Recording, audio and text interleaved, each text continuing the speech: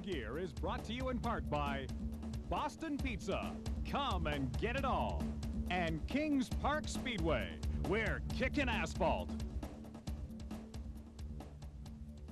Good evening, everyone. Welcome to episode 20 of the show that puts you in the driver's seat here on Access 7. Of course, we're talking about In Gear. I'm Joey Hannesbeck. Another full night of automotive news and information for you tonight, including Barry's Automotive Adventures. Him and Kelly Heisler were out at a show and shine on the weekend. We've got some footage for you for that a little later on. Also, we have got the Auto Guru, a gentleman from Eastern Canada, was recently in town, and Girish Matters had an opportunity to talk to him. And we've got part one of a three-part episode of that for you later in the show. Afterwards, around 10:30, of course, we are going to be down at Boston Pizza tonight, the Ray Street location, down in the south, just across from Walmart. And that's about it. That's what we've got planned for tonight, but right now I'd like to introduce you to my special guest for tonight, Howard Hilderman. Thank you very much for being on the show tonight. Thanks for having me, Joe. Howard is from, folks, Mr. Transmission, and I'm sure, like many others, now that I've said the name, they're all singing the song in their head. I know that's all I was doing all day today. It's an interesting ad campaign that you guys have come up with, and I've been seeing it for the last 3 or 4 years. Have you used that for a long time? Yes, we've been in business for 23 years, and we've used it since then. And Mr. Transmission head office started that campaign back before then even. So it's been around for quite a while. And it's innovative, and I mean, like I say, you know, now that we've said the name, a lot of people, I'm sure, out there singing the song in their head, and you got to like that. Yeah, we have some cars with our decals and that on. You'll be driving down Albert Street, and a guy will honk the horn and roll his window down and start singing, "Hey, mister, you're a friend of mine." Exactly, and you asked me if I wanted Don Cherry to come on tonight, too, and you couldn't quite get him here for us, right? No, that's right. We have the silent version at the store. You don't talk quite as much as the real guy, but Don's been very helpful with our advertising campaign and that. We've really appreciated what he's done for Mr. Transmission. Let's talk a little bit about the fact that it is quite a nationwide chain. You know, a lot of people maybe think it's a localized, but I know that there's stores all over the place. I was on the website, and there's actually, I think it's Mr. Transmission, either .ca or .com. A lot of different locations throughout the country. Yeah, we have over 100 centers across Canada, Joey. And part of what you and I were just talking about is if I'm from Winnipeg and I've got my Mr. Transmission there, they do some work for me. I'm traveling through Regina for the summertime. Something goes wrong on the way. I can stop in and you guys will take care of the warranty work from the Winnipeg store and vice versa? Right, yeah, vice versa. Any one of our 100 stores will guarantee the work that was done at any one of our other stores. All across Canada, 100% parts and labor. You've been with the local store from the start, I understand. Yeah, started there in November of 1977. Have things changed a lot over the number of years? I mean, obviously cars have changed quite a bit, but the work that you do on them, has it changed? Yeah, there's been a lot of changes. There was very few changes for the first number of years we're in business. There's probably more any one year now than there was the first 10 years we were in business, but with the front wheel drives, right. The electronic overdrives, it's changed quite a bit. We have to send our fellows away to 2 schools a year. We send our rebuilders away. One's with the ATRA, Automatic Transmission Rebuilders Association. Okay. And that varies every second year. It's in Vegas, and you know, then they alternate the other years. And then we also send them to Edmonton for a school. Do they learn something when they're down in Vegas? Yeah, absolutely. No, it's you know, they're welcome to stay on and make a holiday of it after, but it's pretty intense for the few days that they have the classes. You brought up the word, so let's talk about rebuild, because a lot of the times a lot of people will come in, I would assume, and say, okay, something's wrong with my transmission. Should I rebuild it, or do I buy a new one, or what do I do? So let's talk a little bit about rebuilding transmissions. Right. Well, a lot of people, you're correct, come in and they think, my transmission isn't functioning properly, I need a rebuilt transmission. And that's really the most expensive way of going, because inside an automatic transmission there's 350 parts. Really? And when you go out and you buy a rebuilt transmission, you're paying for every part inside that transmission. Right. So I always recommend, of course, first to do our road test and multi-check and determine it might be something simple such as a modulator valve or a linkage adjustment or something like that. Okay. But if it turns out it is an internal problem, we recommend opening it up and seeing what's wrong and repairing the one that come out of it, because that way you're only paying for the parts that are damaged. you're not paying for all 350 parts inside. Sure, a lot of the times I may hear a noise as I'm driving around, and it's not going to be interior sometime inside the transmission. It's going to be maybe part of the drivetrain, and that's got to be, you had brought with you, and I'll just hold it up a little bit here because it's quite a lengthy list. We don't need to get in close to that. But the folks come in and you've got an inspection sheet that you start at the front counter, and then your technician takes that and goes over a numerous amount of things with the people. Right, yeah, it's what we call our multi-check, and by doing this, we're safeguarding against, changing something that maybe doesn't have to be changed. Quite often a person comes in, they feel they need a transmission, and it can be something quite minor. So from doing the road test and then completing the multi-check, after we've done that, we're able to determine whether it's a minor external problem or a major internal problem. Okay. And then we can proceed from there. A lot of people maybe try and do some work on their transmissions at home, but it's a lot different than working on, say, your engine, where you can pull it out and tear it apart and put it back together. Or is it some, I mean, we want the people to come in and talk to you guys being the specialists. Can they at least take a look and see if maybe they can figure out what's wrong and take it from there? Oh, absolutely. But it is true, like a lot of even journeyman mechanics that work in other service stations and that will remove and replace a transmission, but they're not too fond of getting inside the transmission because it is a specialized field. Right. And nowadays you almost have to be an electrician and a mechanic in order to diagnose electronic problems, because quite often it can be an electronic problem rather than a transmission problem. Right. But when people come into the store, we do the road test. They're welcome to go with them for the road test. We have a full open disclosure shop. We invite them to go back. They're welcome to go back into the store while we're doing the multi-check, doing the pan examination. Okay. When we take if the transmission has to come out and come apart, they're welcome to stand there, and the boys will show them what needs to be done.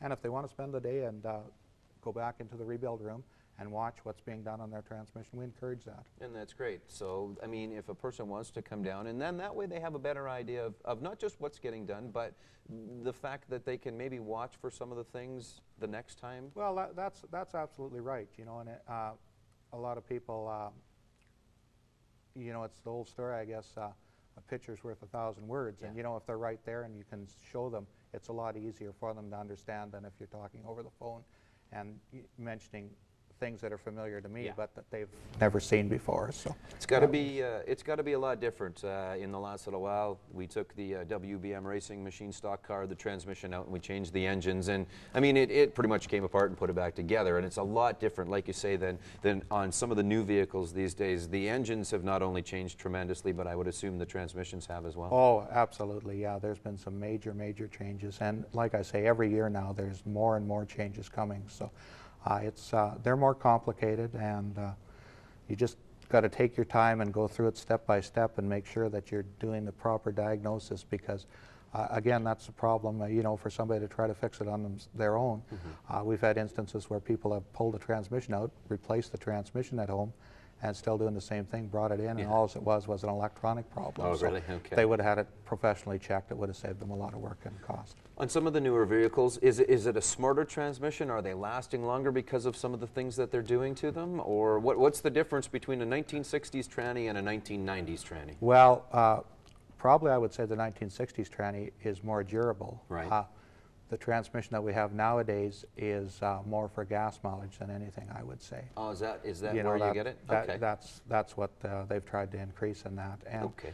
some of the transmissions are fairly good. The only thing is, with these transmissions now, they're quite a bit more labor intensified in that. Right. So it's more important, I think, now that you service them on a regular basis than you did back in the 1960s and that too. Yeah. So, Bring them in if you do often and proper have it looked at. maintenance, and if you're doing any hauling or towing, make sure you put a transmission cooler on before you do that, and have them serviced. And if you spot any leaks, and the other thing is, we strongly recommend, like we have a free top-up service. If you feel that your transmission is a little low, bring it by. We'll make sure we put the correct amount in, because nowadays there isn't a lot of full service stations around. Right. And you don't want to be adding too much oil to the transmission. It doesn't hurt for it to be a little bit over, but you don't want to, be a liter over on oil or anything. No, exactly. Let's not forget to talk about tranny coolers and that, because we're getting into towing season, and that's going to come up. But we got to go to Barry's Automotive Adventures. Okay. So bear with me for a moment. All right, folks, as I mentioned, we are going to go to Barry's Automotive Adventures. They, being Kelly and Barry, were out at the Optimist Show and Shine out in White City on the weekend. They got blown away by a couple of vehicles. You'll see that, and you'll know exactly what I'm talking about. So let's go and take a look at that now here on Barry's Automotive Adventures on In Gear.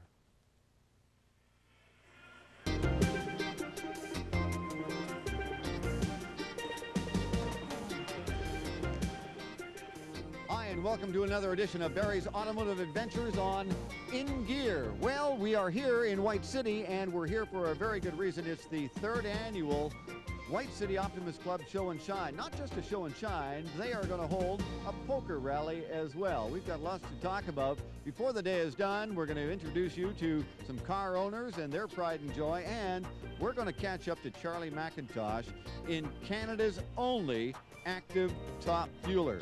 Hang around, we're going to have a great time on Barry's Automotive Adventures.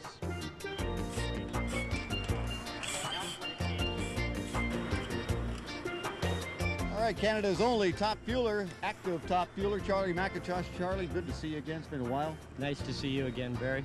You know, you bring this out and it's a magnet. People just crowd around, they get all excited about this. You have to have that same excitement. Oh yeah. Yeah, it's pretty hard not to be excited about the kind of horsepower this thing makes. I mean, realistically, if you want to get near an actual top fuel car, your closest place you're going is Brainerd, Minnesota. Right. And that's still a 12-hour drive. Let's talk about this. We're going to fire it up here in a second, but you know, I talk and everybody asks me how much horsepower in that IROC Z that you're driving. It's 2,000 horsepower. You're running? Tune-up today is about 5,500. We softened it up a fair amount for today. You're around 6,000 normally, are you not? On average, 6,000. We can tune it up, turn it up roughly to about 7,000, but at that point, there's always lots and lots of shrapnel. All right, now you've been on display, you've been traveling around showing the car off. I know you're going to be making some passes with it this year. The interest from sponsors has been good or bad? The interest has been fairly good. We've had a couple new sponsors come on board this year. The sponsors from last year are all back. They're excited about this year's program. Lots of changes, new body design for this year, some motor changes, a few other things in the works, but we'll bring that out as the year goes on. All right, we're going to get out of the way and let your crew get this thing all set up. What are we going to do right now? Right now, we're just going to warm it up on alcohol. The motor hasn't been run today, so we'll run it for a few minutes, put a little heat in the motor. At that point, we'll shut it off. Boys will pull the valve covers, reset the valves, make a clutch adjustment. Then we're going to switch it over to fuel. Then we'll make some noise. All right, let's get it going.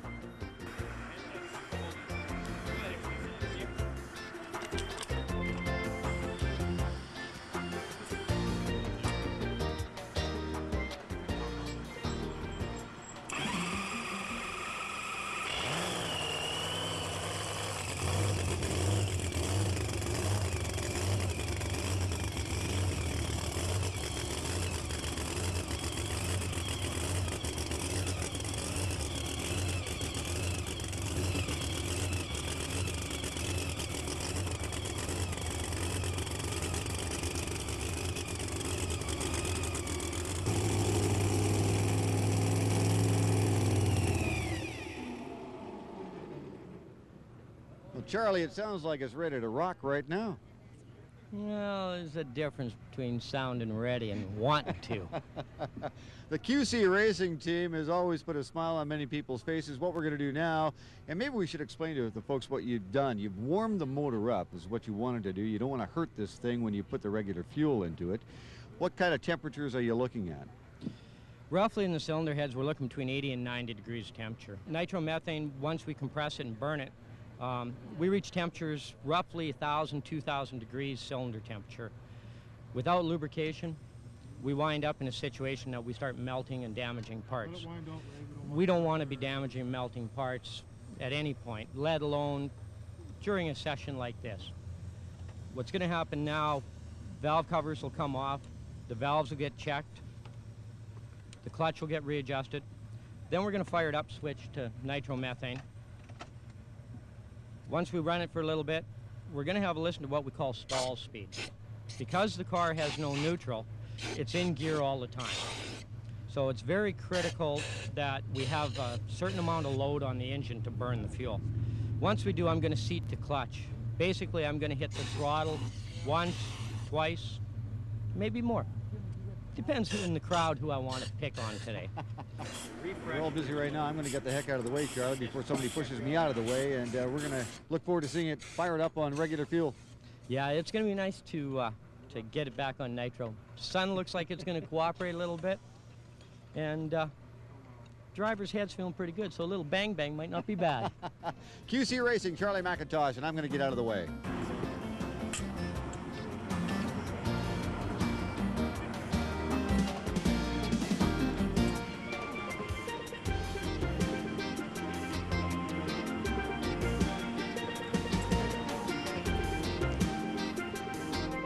Well, looky over here. I do believe that would be George Schick down there. George, I'm going to get you to get out of your gorgeous-looking 1965 Impala and look at the interior on this. It's absolutely gorgeous. George Schick, nice to see you here. And first of all, the 1965 looks like it just rolled out of the showroom. Just about does, yeah. It took me a long time to get it in that kind of shape. Now let's talk a little bit about the history before we go into the working of this car. Where did you find it? Somebody said you almost dragged it out of a river. I found it just across from White City Esso in a farmyard. Is that right? Now, Pulled it out of there. were you looking for something, or did you just to hear about it? I was in the yard there doing some mechanic work for him, and I seen it sitting there. So I asked him what he wants for it. All right. And I ended up owning it. Now this one here, I mean, we were talking about, as I walked by it, they don't paint anything like this anymore. This paint is absolutely gorgeous, and the color is rich and red, and it's typical of the 65, 66s. It is just about the same color as it was. It's just a little bit, they couldn't mix the 65 color anymore. So they mixed it just a little bit different color for me. You wouldn't know it by me. No. Now let's talk about some of the work that was done. When you found this, it was rusty, it was beat up, you had some bangs on it. Where did you start? What did you start with? Where did I start? I found another car. Okay. A 65 two-door hardtop. And we took and cut it down here, lifted the convertible parts out and put them in a good hardtop body. That's a lot of work. It is a lot of work. Now you've got one of my favorite engines in this, the old 327. 327. What a great engine. They are a nice engine. They're a very nice engine. And it's got that Ford-Jet carburetor on it. It's a very nice engine. It's all back to stock. Everything's back to stock, original. You won't sell it, will you? No, I sure won't. George, what a magnificent job. Congratulations. No, it's nice. I think it's a very nice little car.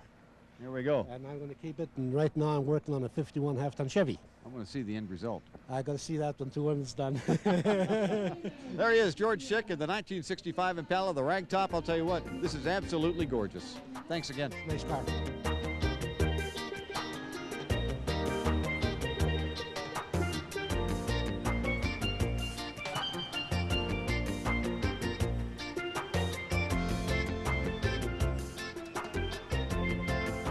Well, we continue to visit and make friends and new acquaintances here at the 3rd Annual Optimus Club Show and Shine, and I had to do this. Dave Forsyth, the president of the V-Dub Club. First of all, thanks for sitting down with us. No problem at all, Barry. A pleasure. Now, before we talk about the unit that we're sitting in and on the side of, let's talk about a big show you've got coming up the month of July. I believe it's the 8th and 9th. 8th and 9th, yeah, we have our 12th annual show. It's Volkswagen's only show. We'll be in the 1900 block of Scar Street. We've traditionally had pretty good turnout there. A lot of different Volkswagens, hot rods, stock ones. It's a good time. And we'll be there this year with the Flatland Music Festival. So it's a really, really nice tie-in for us. Now, there's a newfound respectability to being an owner of a Volkswagen these days. Why is that? I'm not exactly sure. I think when the new Beetle came out, that regenerated a lot of interest. There's a lot of us old diehards that like these air-cooled ones. We like the new Beetles too, don't get us wrong. But I think, you know, there's still one of the few cars that's an affordable hobby, still in comparison to some of the cars that are out there. Availability of parts for them is good. So, just out of curiosity, how much mileage on this? This one has now 133,000 original miles. we've had it about 5 years. I've put close to 30,000 miles on it. So you are actively using this and touring with it and showing it as well? Yeah, we bring it out once the snow's gone, and we don't have to worry so much about the salt. We'll drive her till first snow and then put it away again. All right. Now, if somebody's got a Volkswagen, they've bought it for the first time, they'd like to get involved with the club, how do they do that? Actually, there's a couple of different ways. Probably the easiest would be to give me a call. My phone number at home is 352-3691. I can certainly give people information about the club and where our meetings are, and basically help them out that way. All right. We look forward to joining up with you in July, and thanks again for taking the time. All right. Thank you, Barry. All right. I'm going to tell you what, this is something really, really unique. I love Volkswagens.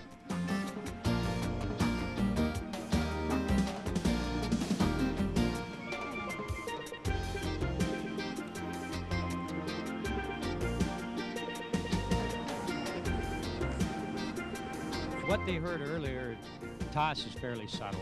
When we go on nitro, it winds up with a lot different cracking sound, gets a lot louder. When I go to seat the clutch, taking out an eardrum is not something that is out of the question. So we worry a lot about the kids. We want everybody to be aware that just how loud and how much damage this can actually do. So basically, we want to keep an eye on everybody's safety, make sure everybody has a good time. Most of us never get a chance to be this close. And what you hear on TV will never relate to the real thing. All right, I'm going to go find a pair of headphones for me and my cameraman, Kelly Heisler, and we're going to fire this baby up. That works for me.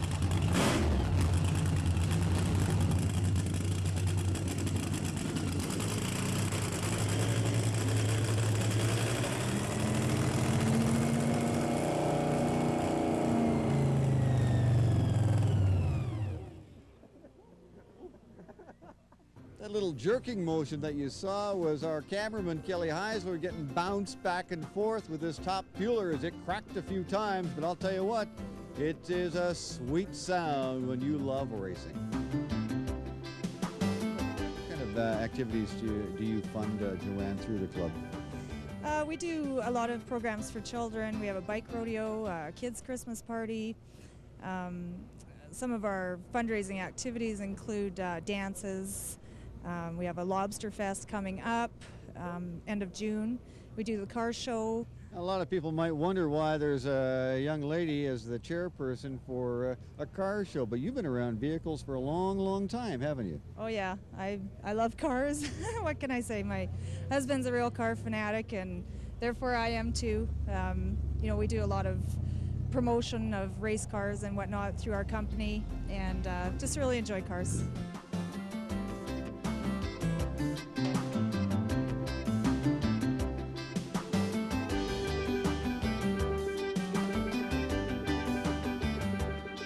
That's this week's edition of Barry's Automotive Adventures. Thanks to the White City Optimist Club for inviting us out to their 3rd annual show and shine. You never know where we're going to show up next, so stay tuned for another edition of Barry's Automotive Adventures on In Gear.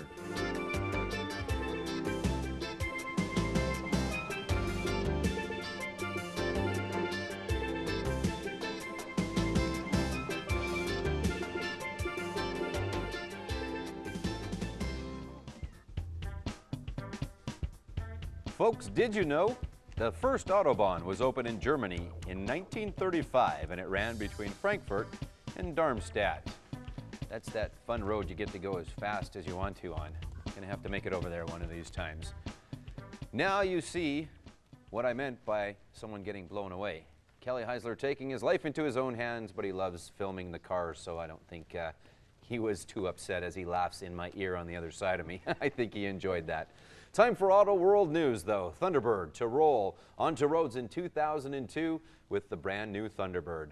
Ford confirmed Tuesday, after a year of hints and teasing, that it will reintroduce the Thunderbird next year as the 2002 luxury Model 2-seater.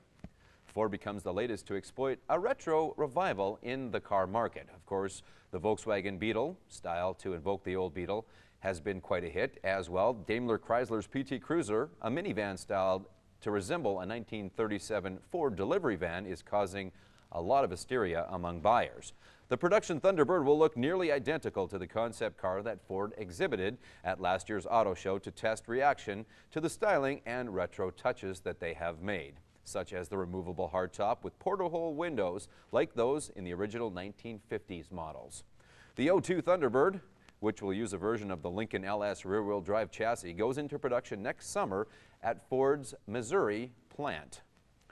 The Lincoln factory. The Bird is expected to use the Lincoln 3.9-liter V8 engine and an automatic transmission. The O2 T-Bird will be the first two-seat Thunderbird since the 1957 model, and the first time Ford has sold a Thunderbird since the previous version was discontinued in 1997. The new design is expected to be priced around $35,000, and Ford hopes to sell more than 30,000 of those in the next coming model year. GM beams up OnStar system to rival automaker Honda. Honda will put General Motors' OnStar communication system in the 2002 Acura RL luxury sedan and may offer it on other models, the companies announced in Tokyo yesterday morning. GM, which wants to boost its 200,000 OnStar subscribers to 1 million by the end of the year, is also talking to some of the other car companies, including Toyota, Subaru, Isuzu, and Suzuki. OnStar, which comes as standard equipment on 31 of GM's 54 models, uses global positioning satellite technology as well as wireless to send and receive data anywhere in the world. For $199 annually, the base service includes remote door unlocking, stolen vehicle tracking, and emergency ambulance and police help. If you spend $399 annually, subscribers get voice-activated personal calling and personalized internet information such as sports scores, stock quotes, and news headlines. All right, it's time for the Kings Park Report. Kings Park Speedway, of course, had action last Sunday, the first race meet of the year, and we'll just quickly run through some of the winners in the different divisions in their feature races. In the mini stock feature race, it was Paul Benson in his number 55 machine. The Pro 4 feature was taken by Doug Mark in the number 32. Doug was in town over the last couple of weeks and brought the car out to race, and it was great to see Doug back, and unfortunately he is back off to Alberta where he's living now. In the CASCAR Sportsman division, it was Perry Willishin driving this week in the car that is usually either driven by him or Craig McWilliams. They took the feature in the Sportsman division, and they're going to be competing in the CASCAR West Super Series race in Saskatoon this coming Saturday night. So folks, if you have no plans and would like to take in some racing, head up to Bridge City Speedway in Saskatoon and cheer on our local drivers. In the street stock feature, it was Mike Gotch in the number 42 machine, and Terry Becker took the street truck feature in his number 77 Young's Equipment truck. And just a note, Terry Becker, yes, he normally does store his truck in Young's Equipment, but he didn't have it inside the building during the fire the other day, so we will see that one back out. Next racing, of course, is going to be Saturday, June the 10th, here in Regina. And that, of course, is going to be at Kings Park Speedway, so make sure if you get a chance, you get to come out and watch us race. Indy 500 winner was Juan Montoya. Matt Kenseth took the Coca-Cola 600. That is going to do it for Auto World News for this evening.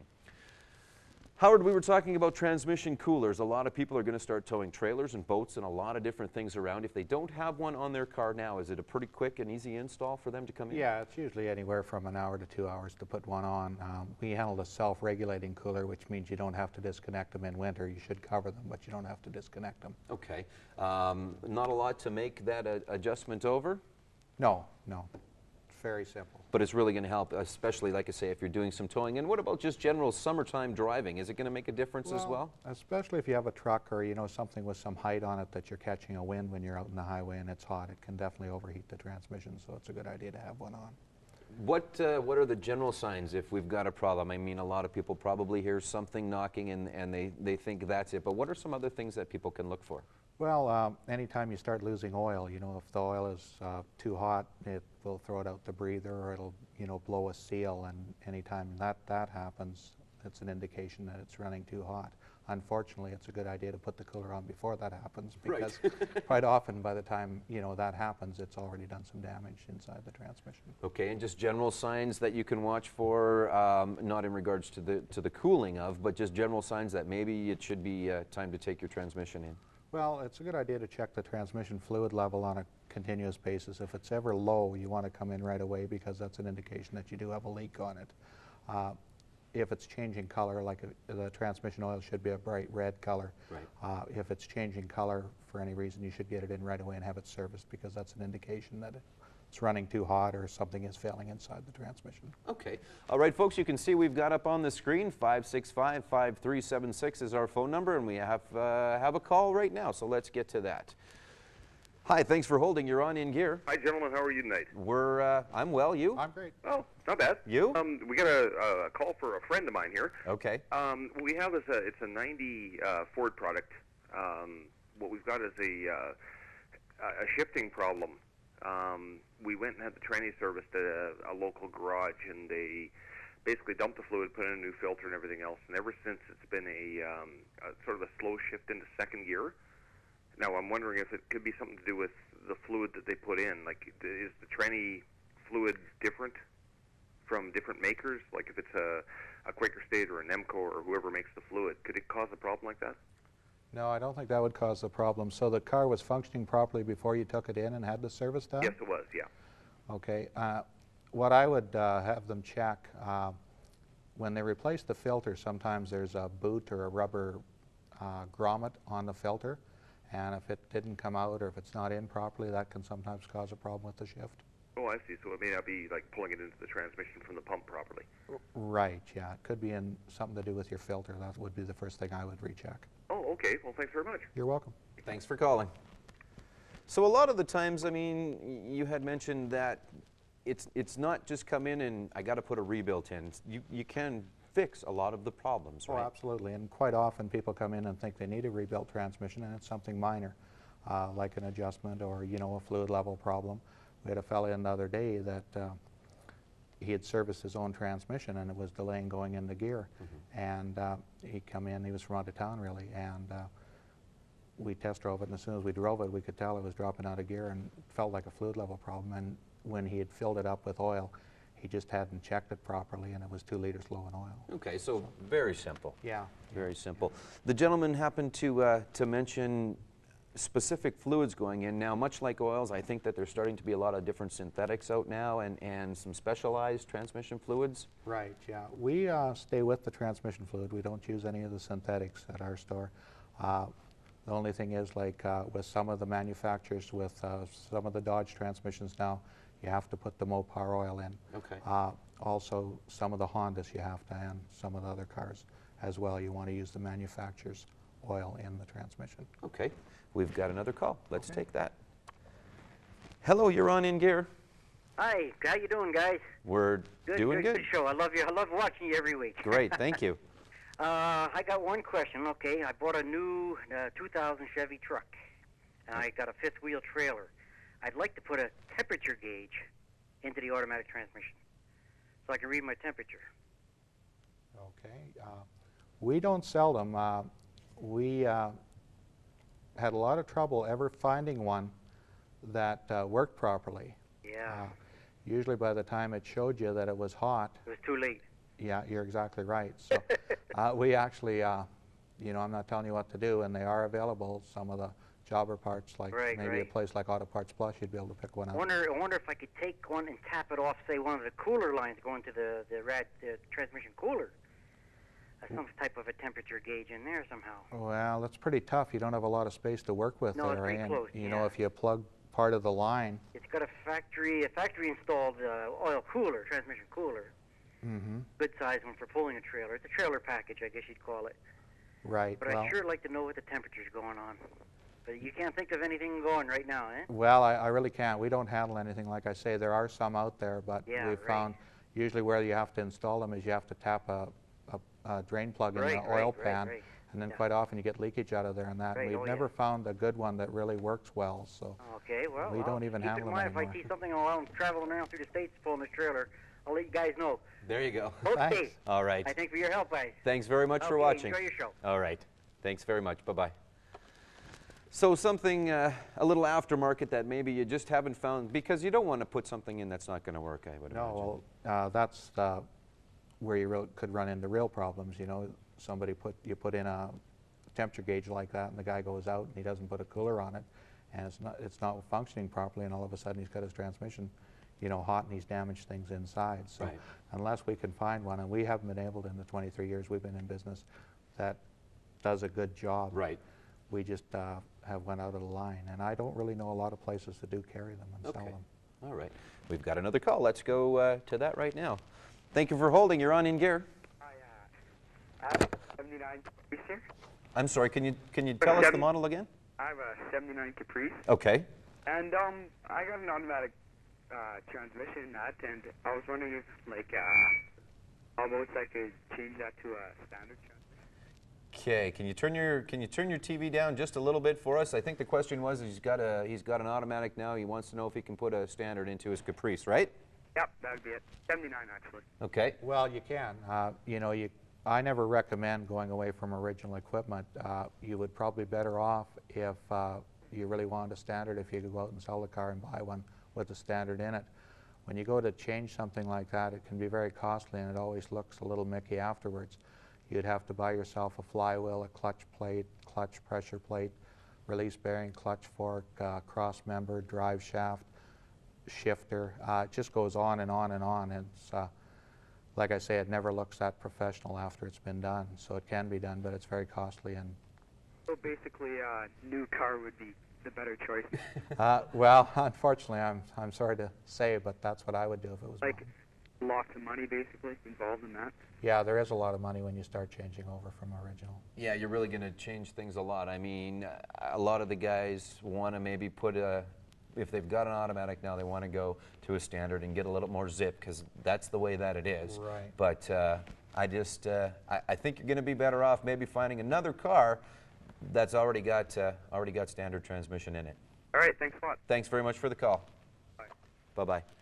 And that really is the case. I mean, like I say, a lot of guys think that they put the standard in and a whole bunch of more horsepower, and it does make a difference, I would imagine. Oh, absolutely, yeah. Yeah, it makes a difference, but I really feel with something like that, your best bet is to, sell the vehicle that you've got, Right. and try to find one that come out with a standard in it. Okay. Because then it looks good and it functions better. It never seems to function as well as something that come out from the factory. Something they can do, though, maybe is put a better standard transmission in, or a little more performance Oh, standard? yeah. Yeah, Okay. or I've even seen, where people have changed, from a 4-speed to a 5-speed and Right. stuff like that. And Okay. that's not too tough to do. And that's but- not so bad? No. All right. Okay, folks, we are going to go to a special segment that we've got for you tonight. Gersh Matters had a chance to talk to a gentleman, and his name is Dennis DeRose. And for the next 3 weeks, we'll be bringing you a special feature segment here on In Gear Access 7. Again, as I said, producer Gersh Matters had the opportunity to conduct a private interview with automotive industry analyst Dennis DeRose of DeRose's Automotive Consultants, Inc. Dennis was here in Regina last week to speak with local car dealers at a seminar hosted by CanadaTrader.com, of course the well-known company that has the Auto Trader publications. With a degree in economics and business as well from the University of Windsor, Dennis served as Director of Research for the Automotive Parts Manufacturers Association for 6 years before founding his Automotive Consultants in 1985. Between 73 and 79, he was employed by the Ontario Ministry of Industry and Trade, first an economist with special responsibilities for automotive industry, and later as a senior auto industry analyst. He's known as the car guru. We've got that interview, part 1 anyway, right now for you here on In Gear.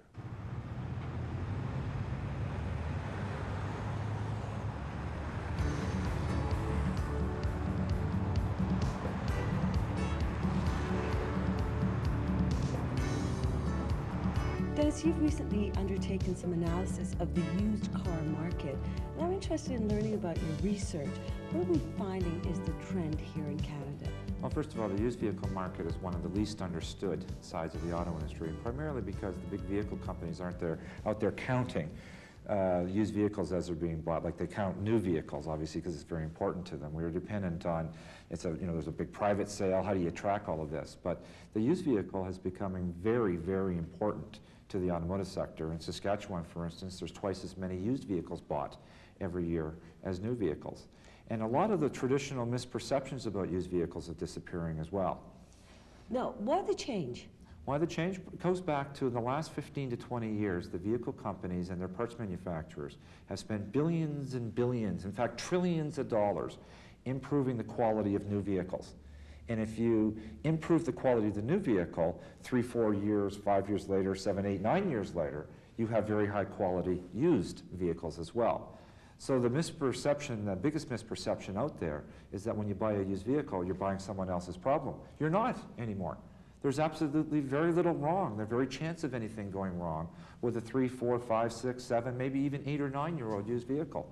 I might steer clear of 11, 12, 13, 14, 15-year-old used vehicles, but go out and buy an 8-year-old Camry, Accord, Maxima, minivan. They're great vehicles, good quality, last a long time, and relatively low maintenance costs. Now, of course, we've all heard time and time again the jokes and, some of the knocks that the used car vehicle market has taken, and in particular, used car salesmen. Now, how is that image changing out there? Well, it's still a big issue.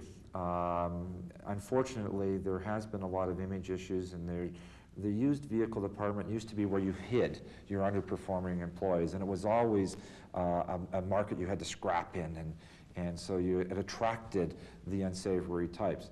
But as the quality of the vehicles went up, and the vehicle companies got more involved because they got to sell all their off-lease vehicles, so they brought a lot of professionalism in. Over the last 5 years or so, it's very slowly but surely changing to a much more professional image. You're finding a lot of used vehicles now being brought out into the showrooms of your dealerships. Those shacks and those trailers that were always parked in the back of the dealer lots are being burnt, and they're putting in proper offices and professional staffs and professional training. I think the industry still has a long way to go to correct some of those images, but they've gone a long way, and they're getting there very quickly. Now, Dennis, if one is in the market looking for a used car, give us some tips on what you should be looking for. Well, first of all, there's some really good deals in the used vehicle market, and there also can be some pretty bad deals in the used vehicle market. So you do have to be careful. Not necessarily from a repair cost point of view, but on whether you overpay or you're paying for the hype or not. I'll give you a good example on the negative side. Sport utility vehicles are really hot new. But what's really hot new is also really hot used. And so the prices of used sport utilities have actually gone up quite a bit in the last 3 or 4 years. And most used vehicle buyers in the sport utility market probably overpay $1,000, $2,000, probably $3,000 or $4,000. The exact opposite is out there with the minivan. Because we bought so many minivans 3, 4, 5 years ago, thousands and thousands of minivans, there's thousands and thousands of minivans put up for sale now that are 3, 4, 5 years old. Great vehicles. But because there's so many, the prices of minivans have actually come down quite a bit in the used vehicle market. Used vehicle minivan prices have literally dropped by $4,000, $5,000, $6,000 in the last number of years. And so there's some great deals with minivans in the marketplace. And so you just kind of have to follow your general trends and general intuition, no different from any other product. You go out and you shop around. You make sure you take your time, you research and get as much information as possible, buy something you can afford or line up your financing, be very knowledgeable about your financing, and you're going to get a better deal than if you try to rush or you don't know and don't do any research and don't do your information. And the worst possible thing a consumer can do is to walk into a car dealer and say, I don't know what I want, I haven't done any research, and I don't have any money. And the car dealer goes, okay, fine. We're going to try to work this consumer. Come in informed and you're going to get a better deal.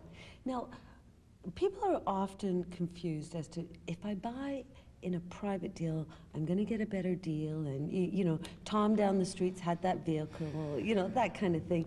Or do you go to a dealer? Where in the market are you going to be the safest when purchasing a used vehicle? I'm very adamant on this. I think your absolute best value and your safest deals are with the car dealers. New car dealers, probably a little more than independent used car dealers, but even a solid independent used car dealer is okay. Most of the problems that we have found have come from the private market People who are selling on the side, they buy vehicles competitively. Oh, my grandmother drove this vehicle. We did a study, mind you, in the East rather than in Saskatchewan, and 1 out of 4 vehicles sold privately through the newspaper was a problem vehicle that someone was trying to offload onto an unsuspecting consumer privately.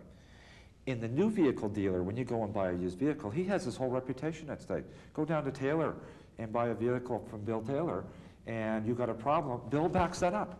He's got his reputation, he's got his dealership on the line. So he has to be reputable. Are there ways that you can safeguard yourself, you know, whether you're buying from a dealer or you're buying individually? I'm thinking, you know, in terms of saying, look, I want 30 days or 60 days where if there's a major problem, you know, I'm driving along, the engine falls out or something. If you're buying a relatively younger used vehicle, say 1 to 5-year-old, even 1 to 6 or 7-year-old, the manufacturer warranties that are out there hold for the life of the vehicle, well, for the full 5 years or 7 years. Most reputable car dealers will give you at least a limited warranty, even on a 7, 8, 9, 10-year-old used vehicles. General Motors has a program called Optimum Used Vehicles, and they fully warrant the vehicle. They put it through a multi-point inspection program. They bring it right up to standard, and they backstop it with a solid warranty. So buying a GM Optimum vehicle, you might pay an extra $300, $500 for a GM Optimum vehicle, but you have total safety. And you probably, by paying that extra $300 to $500, will avoid $300 or $500 of repair costs for the vehicle that you buy privately.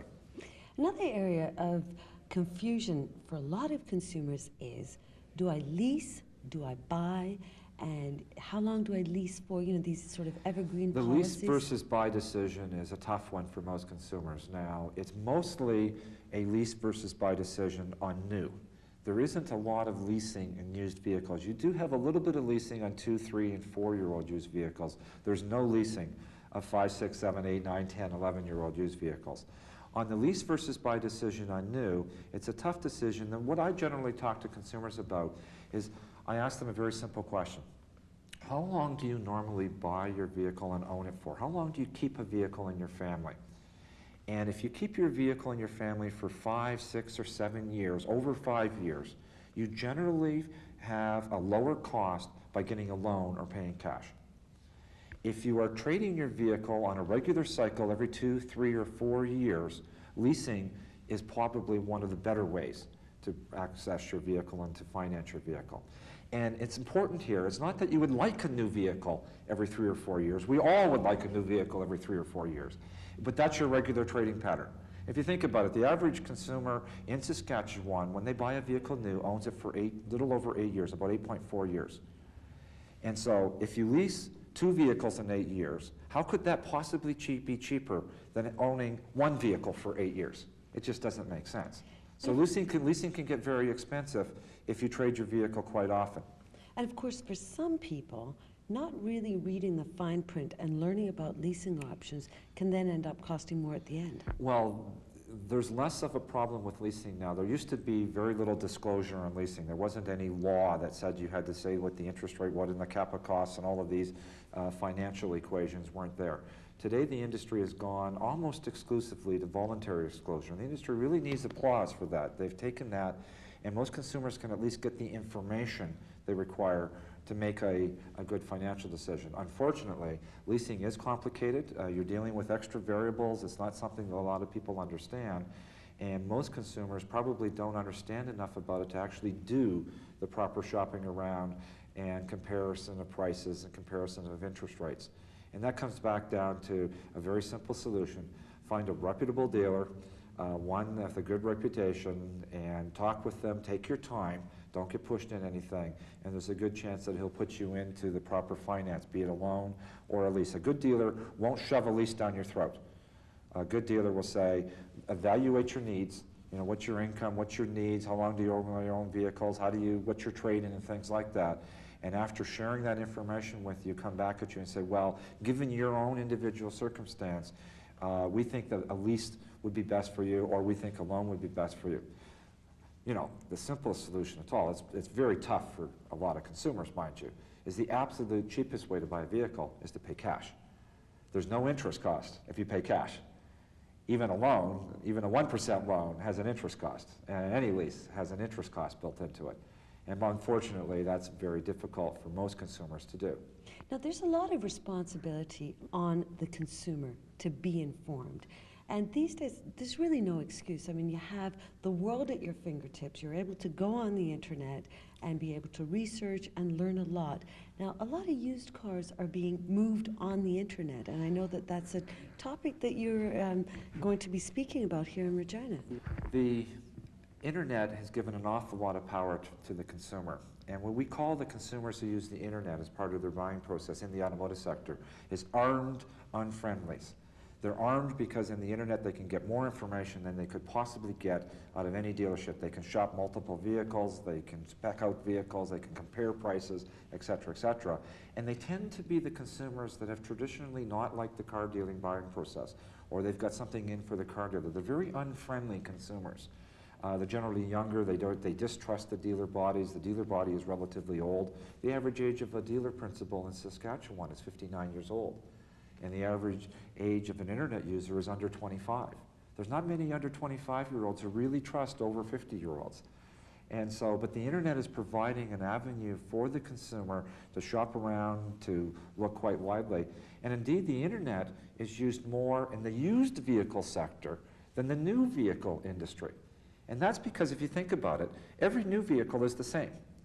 And so you go on the internet and you look at what a Ford Focus is. That Ford Focus is the same in Regina, it's the same in Saskatoon, it's the same everywhere you go across this country.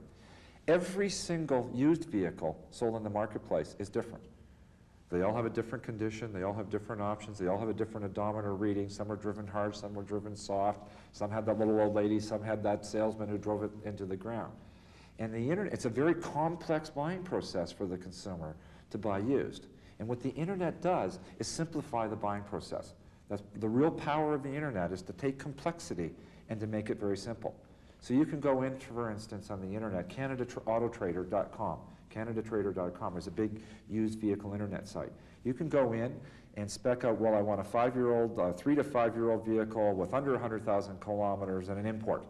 And put the specs in, and bam, up will come every single vehicle, make, model, and its price in this marketplace. And you can compare them all in the comfort of your home without ever having to go to a car dealer, without ever having to take a chance with meeting one of those white sock salesmen or white shoe salesmen that might try to mislead you. That's pretty powerful for applications for the internet. And so the used vehicle is doing quite well on the internet.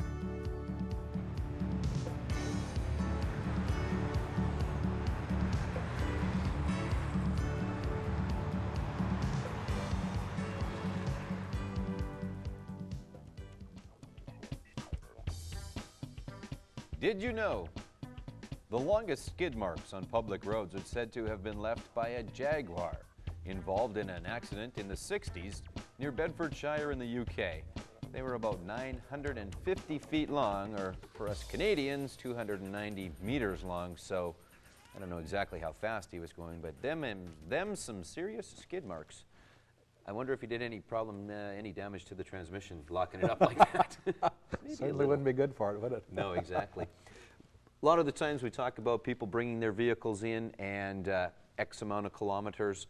Make sure that you have your oil changed. What should you do for your transmission? Well, we recommend once a year, every 20,000 kilometers, whichever comes first, to bring it in and have a service done. What we do in a service, we road test it, bring it in, drop the pan, clean the pan, adjust the bands and linkage if needed, put a new pan gasket, new filter in, and new oil. Okay, so I mean, and that's somewhat the standard.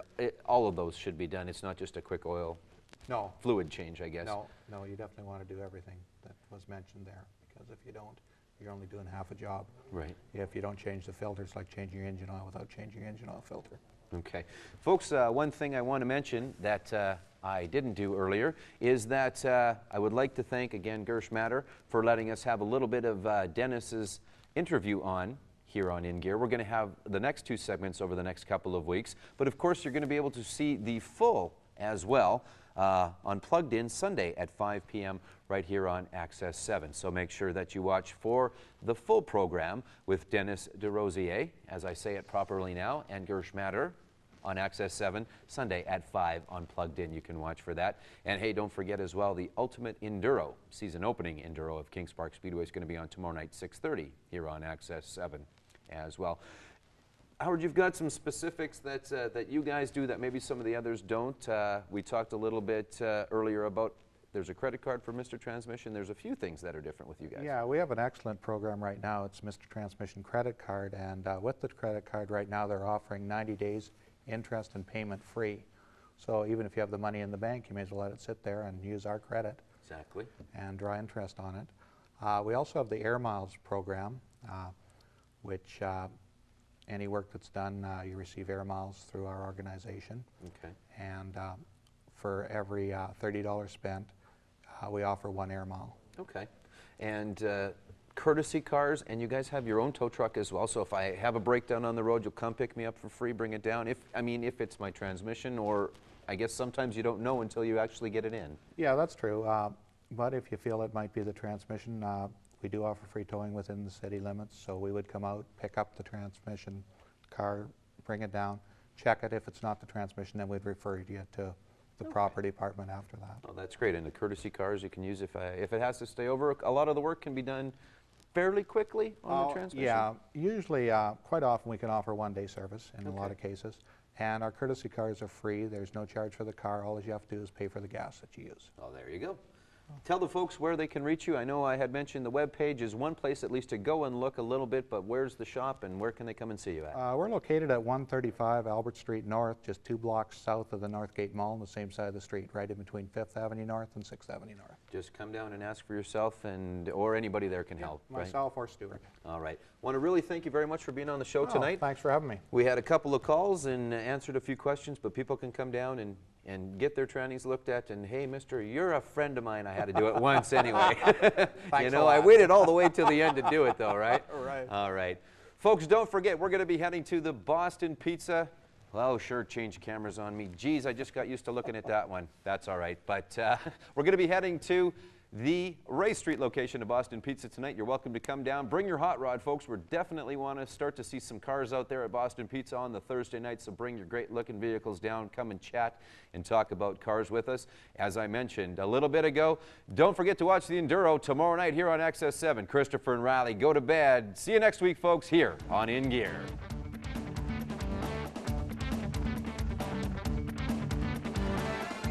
In Gear is brought to you in part by Boston Pizza. Come and get it all. And Kings Park Speedway. We're kicking asphalt.